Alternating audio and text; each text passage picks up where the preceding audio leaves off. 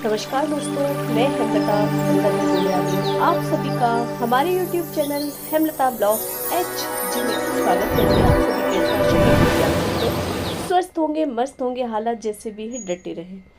तो आपने देख ही लिया कि इतने सारे मिर्च, नींबू, आम का मैं क्या करने वाली हूँ। पूरा ब्लॉग देखे, बिना स्किप करे वीडियो देखे। तो देखिए, हमारे घर के अनार के पेड़ में हर वर्ष बुलबुल बच्चे देती है और ये तैयारी उसकी चालू हो चुकी है और खिली खिली सी धूप निकली हुई है। कभी बारिश हो जाती है, कभी नहीं, लेकिन आज बहुत तेज़ धूप खिली हुई है और मुझे बहुत सारे काम करने हैं। तो दिन भर हम लोगों का काम चलता ही रहता है। जो घर में गृहिणियाँ रहते हैं, लोग फिर भी कहते हैं कि क्या काम होता होगा। तो देखिए, बुलबुल आ गई है और अपना घोंसला बनाने के लिए जगह स्थिर कर रही है। अभी हमारे यहाँ कंस्ट्रक्शन का काम भी चल रहा है। वो इतनी समझदार है कि कहीं ऐसा ना हो कि अनार के पेड़ के साथ छेड़छाड़ हो। तो इस बार उसने चुना है हमारा हार सिंगार का पौधा। और ये देखिए, मैंने धो कर के लाल मिर्च, हरी मिर्च, आम, नींबू रख दिए हैं क्योंकि मैं बनाने वाली हूँ हरी मिर्च, नींबू और आम का एक मिक्स अचार, एक रेड मिर्च का अचार। और ये मैंने ले ली है खुरपी। और मेरे घर के जो दोपहर के खाने के बाद पालक और हमारे यहाँ नौनिया साग आया हुआ था, तो उसकी जड़ इस तरह से थी तो मैंने निकाल लिए। 2 4 5 अरबी भी रख लिए और छत पर पहुँच गई हूँ मैं, ताकि रोप भी लग जाएंगे। और साथ ही साथ जो कपड़े बारिश की वजह से एक दिन पहले सूख नहीं पाए थे, वो उठा लूँगी और रोज़ के जो कपड़े हैं वो डाल दूँगी। तो इतना करने के लिए देखिए, ये पौधे हमारे बहुत स्वस्थ हो गए हैं। और इन दिनों हमने क्या करा है, चिमड़ी जो होती है, तरबूजा होता है, उसके बीज डाल दिए थे तो वो भी निकल आए हैं, फूल भी देने लगी है और फल भी आने वाले हैं। तो देखिए, मैंने आपको बताया था कि इस तरह के पेड़ पौधों की जब देख रेख करना पड़ती है ना, तो बच्चों जैसी देख रेख करना पड़ती है, तब भी आपको सुकून देते हैं। लेकिन मेरा ऐसा मानना है कि घर में अगर आपके पास थोड़ी सी भी जगह है तो ये ज़रूर लगाएं। तो देखिए, आपने पिछले व्लॉग में देखा होगा कि हमारा एलिफेंट फुट अंकुरित हो रहा था, जो खराब हो चुका था, अब पूरी तरह से स्वस्थ हो गया। और ये है मेरा कल्प वृक्ष, जिस पर एक लता भी है जो बहुत सुंदर येलो बैगनी कलर के फूल देते हैं। और ये आ गया हमारा अनार, जो नीचे आपने देखा था ना टेरेस पे से मैं आपको व्यू दे रही हूँ, वो भर भर के अनार के फूल आए हैं और बहुत ही रसीला ये फल है हमारे घर का, इसलिए इसे हटाने का मन भी नहीं करता है। जबकि ये हमारे बीच आंगन में और दरवाजे पर लगा हुआ है। बहुत लोग कहते हैं कि इसे हटाइए, लेकिन मेरा और हमारे दोनों का ऐसा रहता है कि जब फल दे रहा है तो क्यों हटाना, अपने आप जाएगा तब देखा जाएगा। और टेरेस पर से मैंने कपड़े उठा लिए, इसे साइड में रख दिया है। और ये हमारे पौधे के तैयार हो चुके हैं, बैगन के 2 3 पौधे अच्छे स्वस्थ हो गए हैं। कुछ मिर्च के पौधे भी मैंने लगा दिए हैं। और ये जो मैं जड़ लेकर आई हूँ, तो ये रोप दूंगी ना, थोड़ी थोड़ी मेरे को भाजी भी मिल जाएगी, जैसे पालक और नौनिया का साग जब चाहिए हो। तो इस तरह से ये चीज़ें करते रहना चाहिए, ताकि जब हम सुबह उठते हैं ना और इस तरह की जब हरियाली देखते हैं, एक तो मन को सुकून होता है, और जब आप गार्डनिंग करते हैं ना तो तनाव रहित भी होते हैं। बस ये फ़र्क इतना है कि ये मैंने क्या किया है, सारे जो पेड़ पौधे हैं उनको एक जगह रख दिया है, क्योंकि धूप इन दिनों बहुत तेज़ आ रही है और बारिश की वजह से कभी कभी पानी भर जाता है। तो खैर, पानी तो हम निकाल सकते हैं, लेकिन थोड़ा सा ये हटाएंगे जिनमें पानी भर चुका है।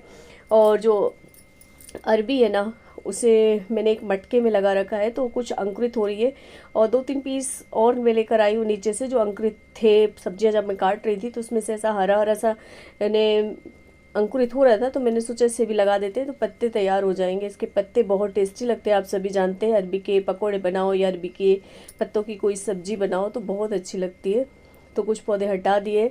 और हमारे यहाँ ना हर वर्ष एक ककोड़े का पौधा भी तैयार हो जाता है, क्योंकि जो ककोड़े के कंद होते हैं ना, ऑटोमेटिक अपने आप निकल आते हैं, फिर मौसम चला जाता है तो अपने आप सूख भी जाता है। तो इसके लिए कोई मेहनत नहीं करना पड़ती। और देखिए, मटके को मैंने 2 हिस्से में डिवाइड किया था और इसमें सिर्फ और सिर्फ मैंने अरबी ही लगा रखी, ताकि इसके जो पत्ते हैं तो वो टाइम पे मिलते रहें, बिना मौसम के भी मिलते रहते हैं। तो इसलिए एक पौधा ऐसा तैयार कर लिया है। साथ ही देखिए, ये हो रही है बहुत चटक धूप, और बारिश के मौसम में इस तरह की धूप ना बहुत ज़्यादा परेशान करती है, लेकिन फिर भी क्या है, काम करना पड़ता है। इसी वजह से सारे पौधों को जहाँ थोड़ा सा छाया है वहाँ रख दिए गए हैं। और मेरा ये शुगर प्लांट का पौधा था वो भी थोड़ा सा ख़राब हो चुका है, लेकिन मैंने इसका रोप अलग लगा दिया है, तो वो तैयार हो जाएगा तब इसे हटा दिया जाएगा। तो ये देखिए, गार्डनिंग बहुत ज़रूरी है। और ये सब करके हम पहुंच गए हैं फिर से नीचे। और हमारी जो बड़ी दीदी हैं वो लेकर आई थी कटहल, तो कटहल का डाला जाएगा अचार। तो उन्होंने मुझे एक काम सौंप दिया है, तो वो भी करना है मुझे। और ये सारे काम ना खाना बनाने के बाद आपको दिन में ही करने होते हैं। ऐसे बहुत सारे काम हैं जो दिन भर लगे रहते हैं। तो मैंने सोचा चलिए इससे पहले धो लेते हैं, क्योंकि इसमें बहुत मिट्टी लग रही थी। जिन्होंने लेकर आए थे दीदी जहाँ से, तो उन्होंने ऐसे ही दे दिया था, तो इसलिए उसे साफ़ करके फिर इसे कट करने का काम दूंगी मैं अपने देवर जी को और बिटिया रानी को। तो ये इन लोग मिलके करेंगे, लेकिन मैंने बोला कि बहुत धूप तेज़ है, तो ये काम हम 4 से 5 के बीच में करेंगे। क्योंकि कटहल को काटना ना एक टेढ़ी खीर होती है, एक तो चिपचिपा सा होता है और थोड़ा सा बड़ा साइज़ का भी है। और इस बीच में मैं और भी तैयारी कर लूँगी, क्योंकि मैंने खाना तो बना कर जा चुकी हूँ, लेकिन हमारे यहाँ का लंच होता है 3 से 4 के बीच में, तो वो मुझे रेडी करना होता है उस बीच में। तो फिर ये मैंने धो धा कर रख दी, ताकि इसका जो पानी है वो निकल जाएगा, क्योंकि अगर ज़रा सा भी मॉइस्चराइज़र रह जाता है तो फिर आपका अचार ख़राब हो जाता है। तो इस तरह से ये सारी चीज़ें चल रही हैं। और इन दिनों में मंडी गई हुई थी, तो ये रेड मिर्च भी मुझे मिल गई, तो फिर नहीं रोक पाई और ये सारी चीज़ें बनाती रहती हूँ।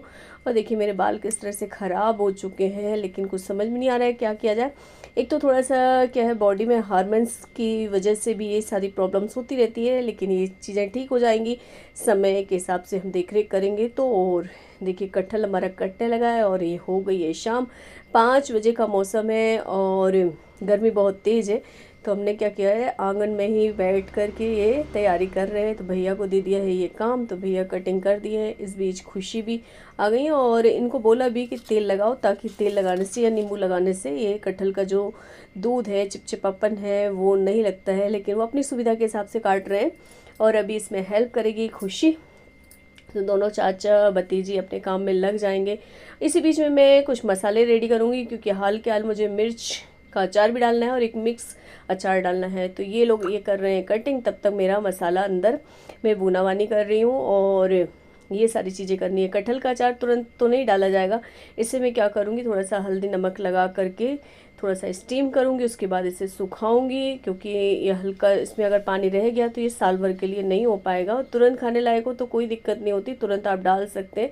लेकिन अगर आपको स्टोर करके रखना है, लंबे समय इसकी अवधि बढ़ानी है, तो थोड़ा सा प्रिपरेशन अच्छे से करना पड़ता है। और एक बात का आपको विशेष ख्याल रखना पड़ता है कि इसमें ज़रा सी भी नमी ना हो। देखिए दोनों लगे हुए हैं कटहल काटने में, और वो कह रही है कि मैं बहुत अच्छा काट रही हूँ, चाचा सही नहीं काट रहे हैं। तो ऐसी नोक झोंक उनकी चल रही है और लगे हुए हैं अपने अपने प्रयास में। और मेरे कमरे के जितने भी चाकू, सारे चाकू इस्तेमाल किए गए हैं, इसमें बड़ा छोटा और सबसे छोटा भी। देखिए चिपचिपा सा हो चुका है ऑलरेडी, मैंने तेल दे दिया था, लेकिन अभी भी देखिए इन लोगों ने नहीं लगाया, लास्ट में लगाएगी आप देखना।